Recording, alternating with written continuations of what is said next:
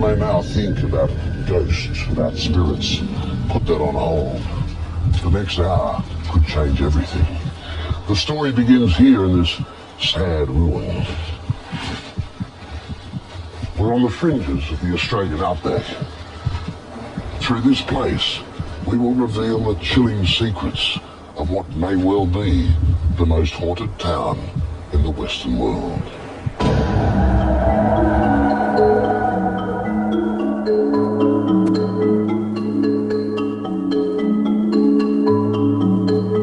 This is not a place to send your spirit soaring. A fence cannot contain a soul. This is a town with a history. Australia's first mining town. The copper has long gone. Now nothing moves on what was once the busiest few acres on the continent. But many questions remain. A girls' reformatory. Almost a century ago, St. John's was suddenly closed. Why? And what of the stories of a crazed priest who continued to live on here? Is this desolate place the holy of haunteds in a tormented town?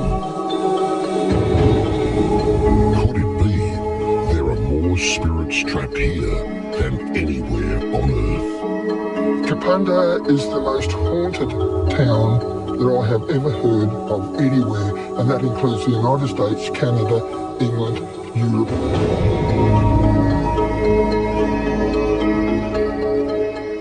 I'm looking at 34 different buildings and about just over 40 different ghostly appearances. Even though it's just 80 kilometres north of Adelaide, Kapunda could be in the middle of nowhere. These days, it's shrunk back into its own valley, a forgotten neighbour between two of the world's great wine regions, the Barossa and the Clare.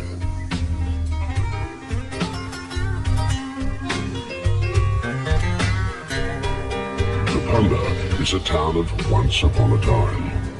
Once a frontier town, the site of Australia's first mining boom, a place where men came to seek their fortunes from the copper-laden ground.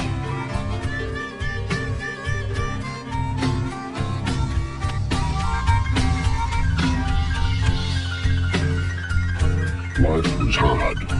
Most found only disappointment. So where does this strangeness come from? Perhaps the harsh life that led to disease and early death? Or could it be the town's deeply religious past?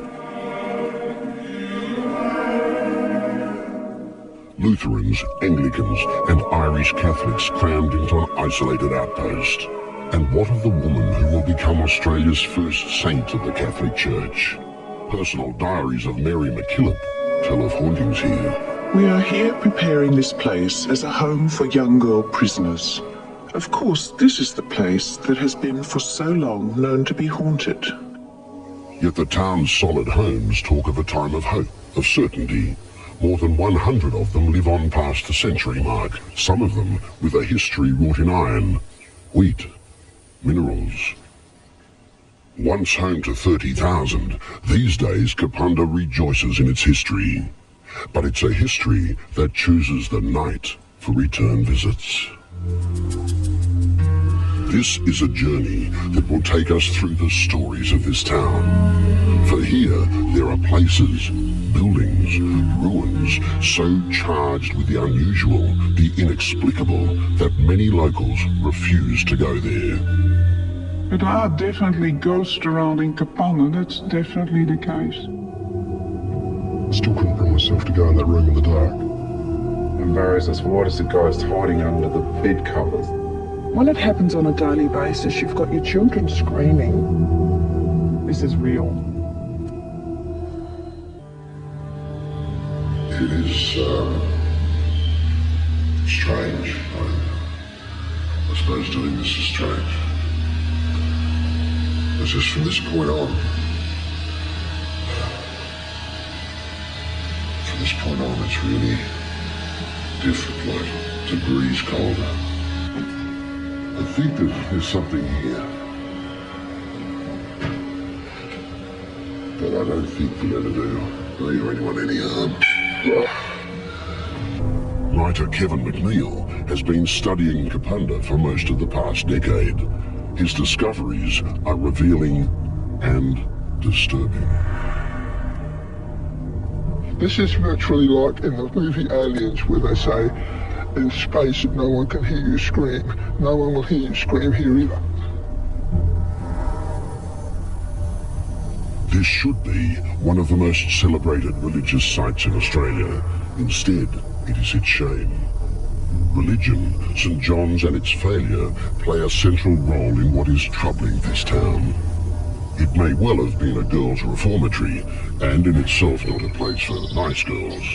But nothing can account for stories of rogue priests, of pregnancies, abuse, of terminations, horror, and burials in unmarked graves. Well, historically it was the first Catholic church built outside of Adelaide in South Australia, the first Catholic priest ordained in South Australia, and the first Catholic priest who died extremely suddenly on duty in South Australia in 1860. The following 4 years, 4 other priests who came up here also died here in this manse. From that time on, Mary MacKillop and her group had a school here until 1877.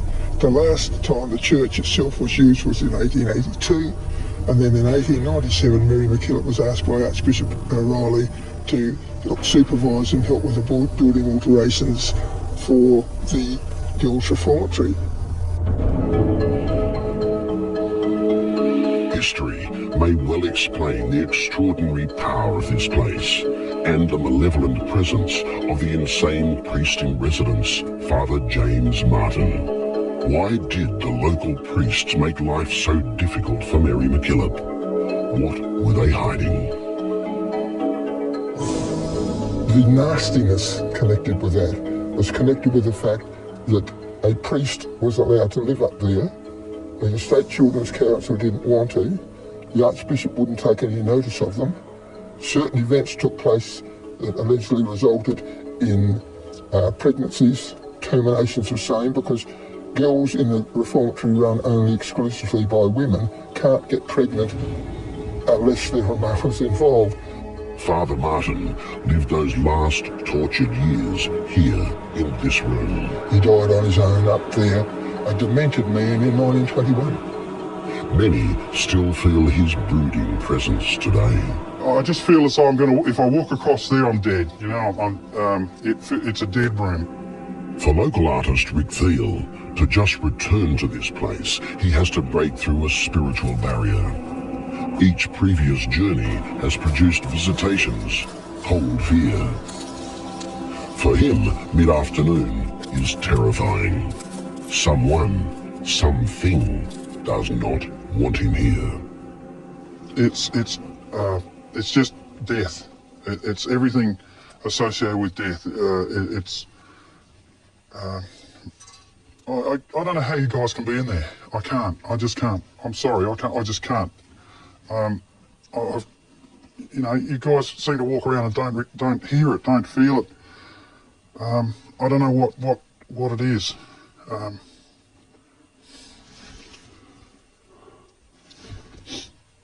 Let's.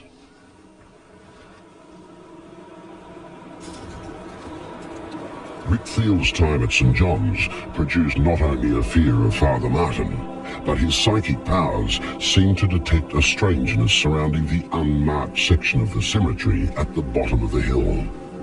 Here, some of the girls from the reformatory are buried. That grave over in the corner worries me though. Something unusual about that. Rick's connection would also lead to a confronting visit to his home by a ghostly young girl. She basically gave me a hug, and basically it was really quite casual, like, just in the neighbourhood, thought I'd call in. And I actually thought somebody had said hello and it just sort of flitted off. And then I realised that I was standing in this drenching cold rain, and I came inside as white as a ghost, no pun intended, and I just stood there, and everybody, suddenly a couple of people looked at me and said, "What's wrong?" my hands were boiling hot and absolutely dry. And it was 4 degrees that night.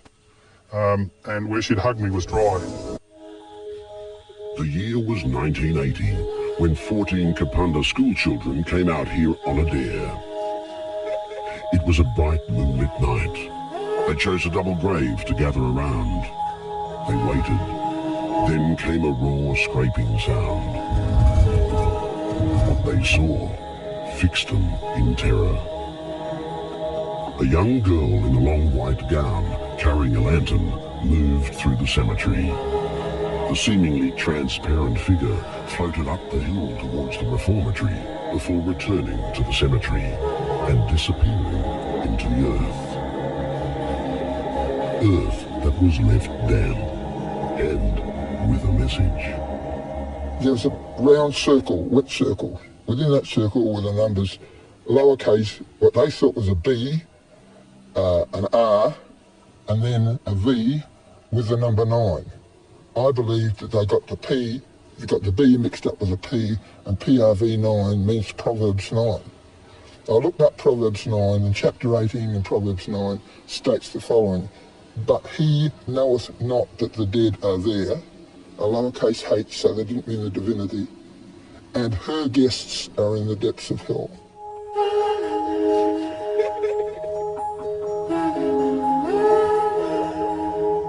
Kevin McNeil now believes he knows who that girl is. The same one who took comfort from Rick Thiel. Her name, Ruby Bland, resident of the reformatory, buried in an unmarked grave. It said she died giving birth on November the 28th, 1909. The same day Archbishop O'Reilly announced the closure of St. John's. It is almost as if this place lives on memories. History plagues Kapunda. One of Australia's most gruesome mass murders happened nearby. This very cell held the 7 Aboriginal men accused of killing Mrs. Rainbird and her young family.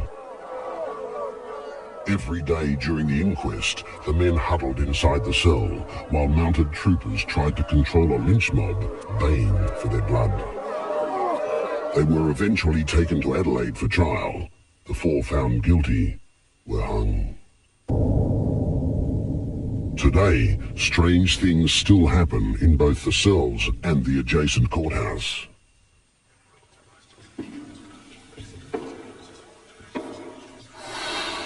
There's no way I'll sleep in courthouse at night. Clive Hughes is the proud owner of a building he wouldn't go into at night, until now. But I've had some strange experiences in here, so I'm expecting to hear some noises. Maybe some footsteps or some banging noises.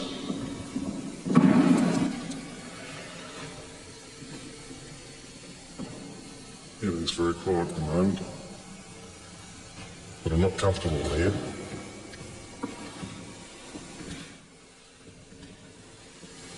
No, I'm going to keep moving.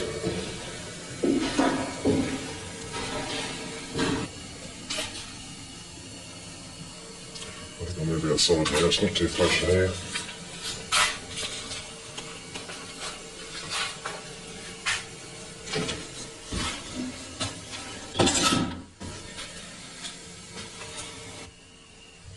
No, I won't go in the courthouse again. Clive lasted 8 minutes, turned off the night vision camera, and left.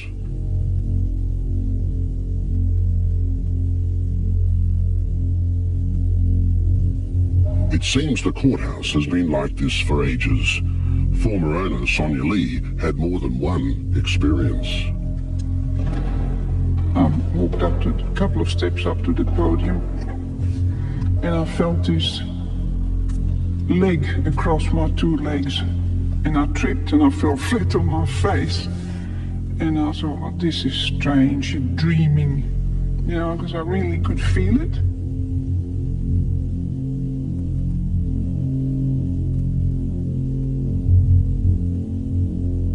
I was fast asleep and I woke up, and there was this evil. You could feel it. And it was that bad I didn't even dare move or breathe. Normal people here see things, feel things. Visitations and sightings do not only plague believers. Skeptics like Laura Marshall admit that. Well, I was out at the reformatory, it would have been a couple of years ago now, and I actually went out, I was doing a newspaper article for one of the local papers, and I decided that I would actually look at some of the early graves that actually are out at the reformatory. And basically looking straight ahead on the left-hand window of the front of the reformatory, I saw a black figure of a man pass through there with quite a wide brim hat on and like a long black cloak. And I wouldn't have believed it, but I was actually with somebody else at the time, and they looked at me and said, "Did you see that?" And I looked at them and said, "Did you see that?" But it is not about seeing things. Stare at a wall long enough and you'll start seeing things. A face, a figure. But in this town, there are so many with experience that many seem to have shared. I was over there looking out towards the front door. The front door was open, moonlight night, and a figure walked across the doorway. And I didn't say anything. I went out. I came back, I picked up a piece of paper, and I sketched what I saw. It is the likeness of Monsignor George Williams, parish priest, who died in Kapunda in 1920. And I heard 3 distinct knocks, very strong knocks. And I just laid and listened, and they would come in groups of 3, and then there'd be a small gap between them. And I looked around the room and thought, now where could they be coming from? And there was just nowhere. Out of sheer terror, I just blurted out the Lord's Prayer and it stopped. And from then on, more things started to occur. The TV would be turned up full volume. The radio in the kitchen would be turned up full volume. I had some little statues that would be turned around, facing the other way. And the smells were probably the most terrifying. And I remember one night I came home from a rehearsal, and my brother was outside of the house quite distressed, and I said, "What's the matter with you?" He said, "I'm not going back inside that house." And I said, "Why? What's happened? Where are the kids?" He said, "Inside the house." And I said, "Well, what's happening? What's going on?" He said, there were footsteps and no one there. There was a baby crying. He said, the dog and the cat went crazy. He said, "I'm not going back in there." And so I went inside the house, and yes, the dog and cat just dived at my legs and would not leave my side. And I rang the minister, and he said, "Just get out of the house." At the minister's urging, she told her story to the congregation. She says half believed her, and the other half dismissed her.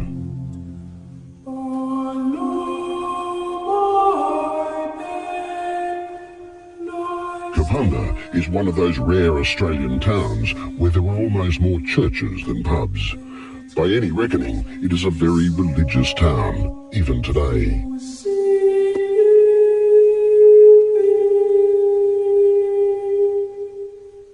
But religion has no answer for the challenge facing Donna Warner. Her home is literally infested with ghosts. When something happens to you immediately, it frightens the life out of you. But when it happens on a daily basis, you've got your children screaming, coming out of rooms through the day because there's a man in the room, or your child wakes up a week after Christmas screaming because there's a little boy in bed with him. And you know very well that there's an elderly man that walks around here, you've seen them yourself, or you know that there's a little boy drowned 100 years ago in our underground rainwater tank. You know they're here. You have clocks that don't work, that tick. You have cupboards that open and shut in front of you in broad daylight. You have images walk past the window and you know there's no one here. You know, we had a pram went up our driveway 20 foot on a day exactly like today with very little wind. We can't explain that. If there is one building that everyone believes is the most haunted place in the town itself, it's this place, the North Kapunda Hotel. The pub has seen busier days, but nowadays many guests live on here, ignoring the moderate tariff.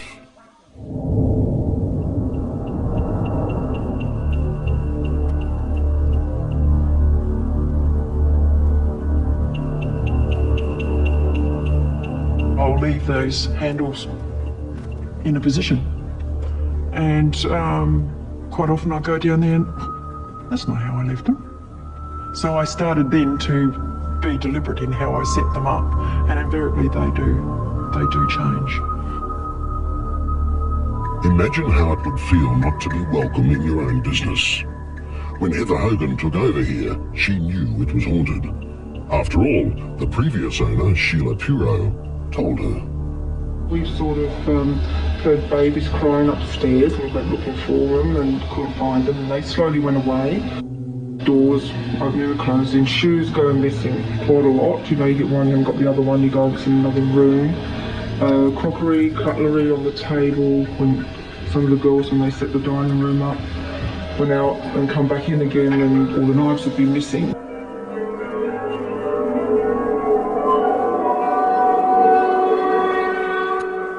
This room has a feeling. I have no idea what I feel in this room, but I don't feel me in this room. And I have a piano back in the corner with a little table lamp on it, which I switch off before I go to bed.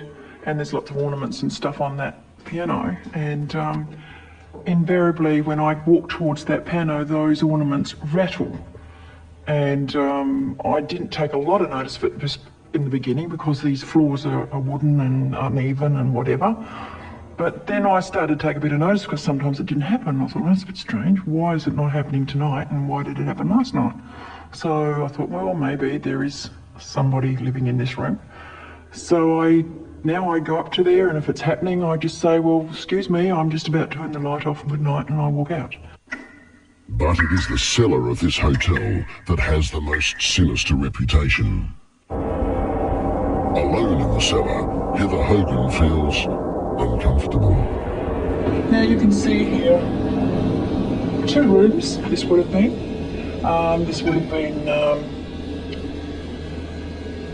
The servants' quarters. You can see a fireplace down the end there, and perhaps maybe a bedroom or something like that. I don't particularly like that room. It doesn't give me a very good vibes in that room at all. Because, well, I don't know, there seems to be somebody else living down here who either doesn't want me around, I don't know. I don't feel really welcome in that room. At the back of the hotel, there's another staircase for the cellar. They have a pair of batwing doors, which are very heavy, full length of the doors. They've got no locks on, but they do come in together. They do open outwards. Now, for those doors to open outwards on their own, you're going to have a very strong wind internal of the hotel. That's absolutely impossible. I shut them, and I'll get up in the morning and they're open. Doors that open by themselves, the cold, the crying, the fear that many feel for this cellar. Can it be just imagination? I was not to know at the time, but soon I would have my own disturbing confrontation in the North Kapunda hotel cellar. What's that? Oh, shit.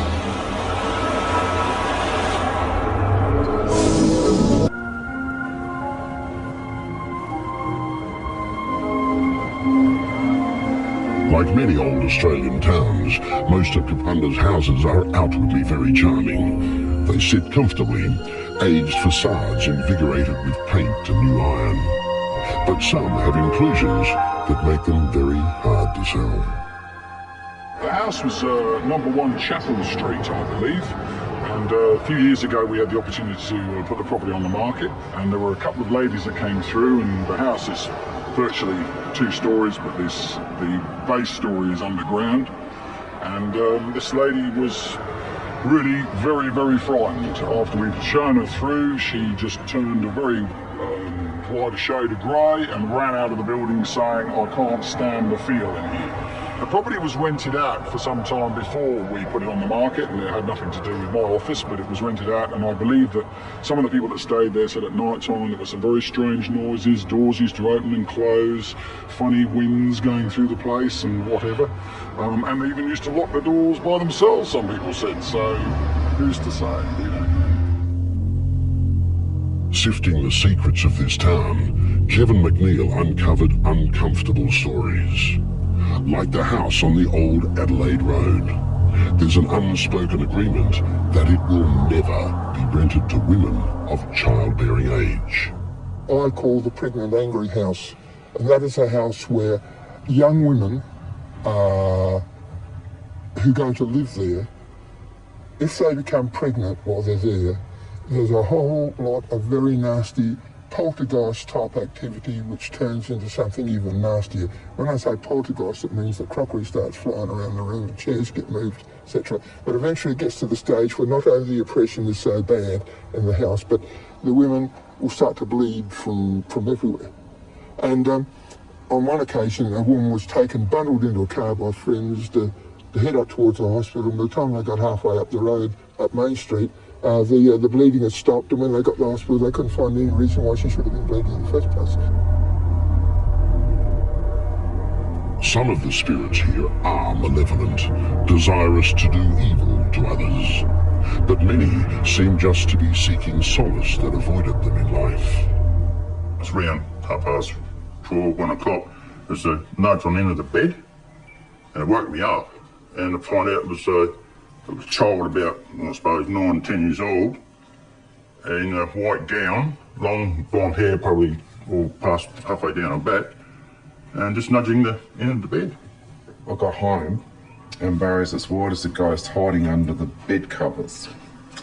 And he just said, "How long have you been home?" I said, "Well, I've just walked in the back door." He said, "No, you haven't. You've been here for a long time, haven't you?" I said, "No, I just walked in the back door." And he said, "Well, there's somebody in the house." And For Barry and Margaret Jarvis, there's no escaping their ghost. 4 times they've moved house, and so has it. as Barry said, she takes 6 to 8 months and she finds us. I don't honestly know. She's still here. Why? I don't know. When she'll go, I don't know. As I said, we've never gone into it any further because she's never done us any harm. It seems the ghost's lifelong attraction is the Jarvis's daughter. My vision is she's probably a little bit small, just about this high, just a little bit smaller. She wears white dresses and she's blonde. And most times I do see her holding a noose, and other times I do see her carrying a baby in her arms. Perhaps it's this small town's matter-of-fact approach to their ghosts that allows Kapunda to go about its business untroubled. But it doesn't answer the question, why Kapunda and why so many ghosts? One theory that's been espoused around the place is that because of the height of the water levels and the amount of metal that's there, basically a magnetic attraction type thing has been created. Strange things just keep piling up. On the first night, we captured this impossible image at sunset. It is not the moon. It's not a flare. There's not a flare because I'm panning. You were gonna.